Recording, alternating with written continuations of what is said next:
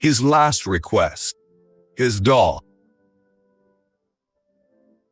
But what happened next silenced the prison, froze the guards, and uncovered a truth that had been buried for years. That morning, the prison air was heavier, as if the walls themselves knew what was to come. Every jingle of keys, every echo of boots on concrete, carried a weight that pressed down on everyone inside. In his cell, Daniel sat on the edge of his bed, his hands loosely clasped, his eyes fixed on the cold floor. He was not the same man who had walked in 7 years ago. Time and regret had carved deep lines into his face, softening the defiance that once was in his eyes. The guards expected the usual last request, a steak dinner, a call to family, or perhaps a final letter. But when the warden asked, Daniel's voice was low and steady. "I want to see my dog, Max." Some guards exchanged glances. A man on death row choosing a dog over a human. It was unprecedented. But for Daniel, Max wasn't just a pet. He was the only one who stood by him before the arrest, before the trial, and before the world turned its back on him. In his final hours, he didn't want forgiveness from strangers. He just wanted to look into the eyes that had never judged him. The warden leaned back, his fingers interlaced. He had seen strange last requests: ice cream, a guitar, a broken radio. But a dog in a max security prison on execution day, that had never happened. In the control room, the officers argued. "It's a security risk," one said. "We've never allowed an animal in here, especially not for a death row inmate." An older officer spoke up then. "Max is all he has left. No visitors, no letters, no one. Maybe we should let him go in peace." The warden requested the file.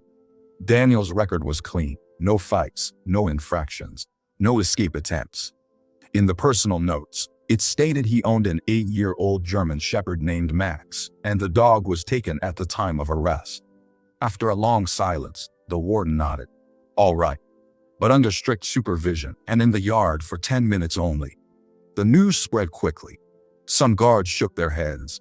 Others whispered about the bond between the man and his dog. For Daniel, those 10 minutes felt like an eternity.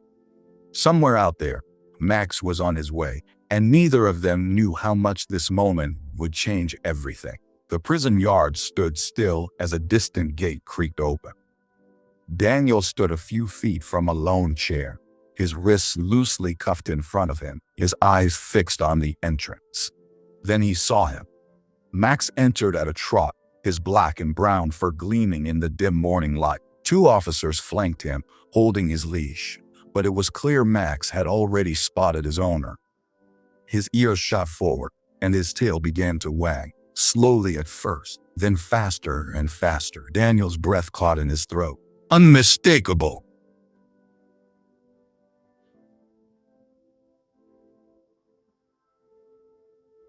The officers looked to the warden.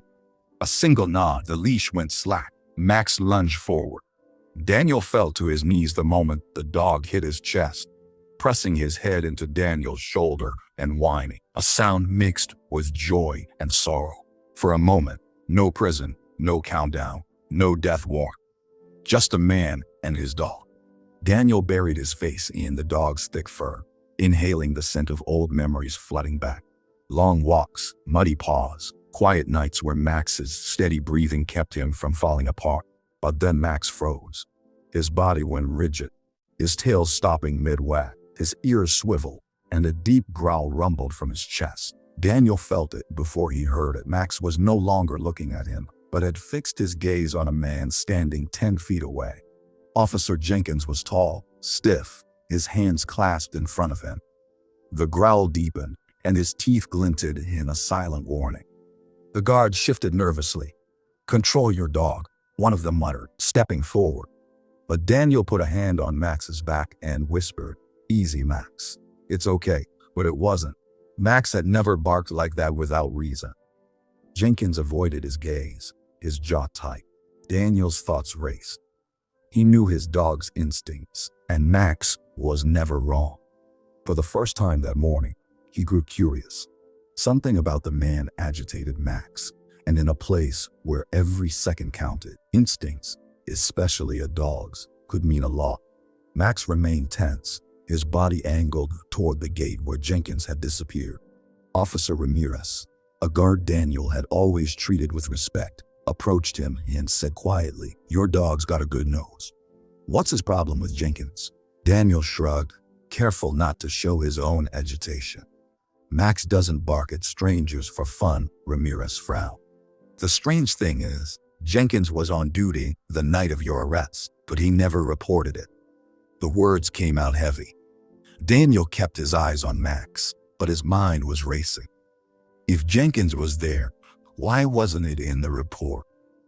As if summoned, Jenkins appeared at the far end of the yard. Max's barking returned, sharp and relentless. Ramirez's eyes narrowed. This wasn't normal. The warden, watching from the tower, called out, "What's going on?" No one answered. The air was thick. Something unspoken was happening. Daniel knew one thing. This wasn't just a goodbye. It was the beginning of something else. And if Max was right, this yard wasn't a place for endings. It was about to become a battleground for the truth. Later that afternoon, the warden called Daniel into a small interrogation room. Max was allowed to stay, still watching the door like a sentinel. Ramirez stood in the corner, arms crossed. Jenkins stood before them, stiff, his eyes cold. The warden spoke. "Jenkins, why didn't you report being on site the night of Daniel's arrest?" Jenkins' jaw tightened. "Didn't think it was relevant. I was off duty, just passing by." Max let out a sharp, sudden, high-pitched bark, his eyes locked on Jenkins, his growl rising like thunder.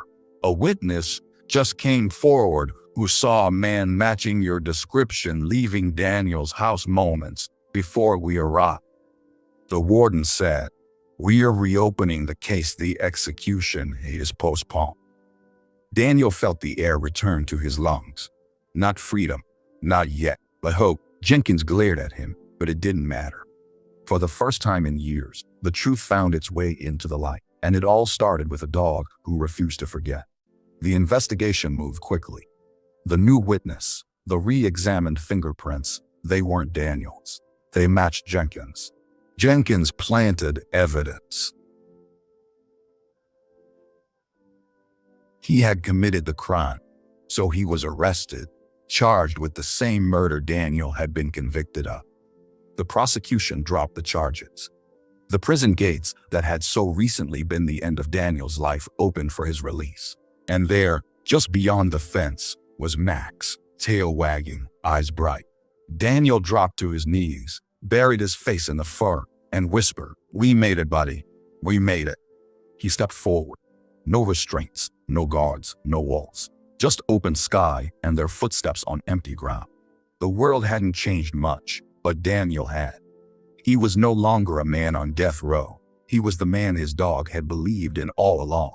And now, thanks to that loyalty, he had a second chance to live it, to prove Max right.